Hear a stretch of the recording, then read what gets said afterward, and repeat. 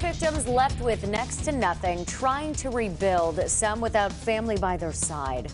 Their next step in Waverly, many now suing a railroad company for millions for their alleged part in the August 2021 flood. Good evening. You're watching News 2 at 4. I'm Erica Francis. And I'm Alex Dennis. Well, floodwaters, they rose fast, sweeping away homes, businesses, and 20 people.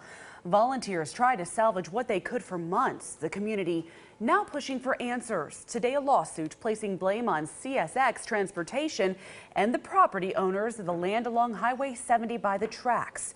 Dozens from the community came out to stand with the families that lost loved ones. News 2's Stephanie Langston spoke to one of those heartbroken victims who's now hoping for change. Someone has to be held accountable. That's the sentiment from the victims of the deadly flash flooding, an event that will forever haunt this community. The cry for help from 7-year-old Lucy Connor as she was swept away by floodwaters still echoes in her mom's mind. I couldn't find my baby.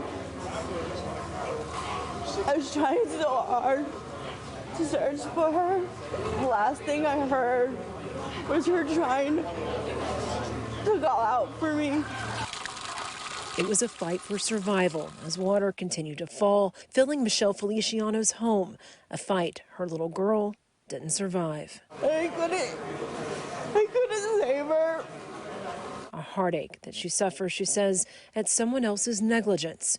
Feliciano, one of 10 families suing CSX and the owners of the property, saying they failed to inspect and clean the levee beneath the elevated tracks, causing a dam. The debris suddenly gave way, causing a deadly man-made tidal wave, according to the lawsuit. I don't care about the money. I just want change to be made. I don't want this to happen again. The events that transpired that day are unlike any the attorneys representing these families say they've ever heard of before. I'll have more on that part of the story coming up on News 2 at 6. Reporting from Humphreys County, Stephanie Langston, News 2. Well, actually, just moments ago, CSX releasing a statement to News 2, writing in part, quote, "Our most heartfelt thoughts are with the families whose lives were tragically impacted by this historic weather event. And CSX track and related infrastructure is maintained and regularly inspected in accordance with CSX policies, which meet or exceed federal regulations." You can read more about the lawsuit and Waverly's recovery online right now at WKRN.com.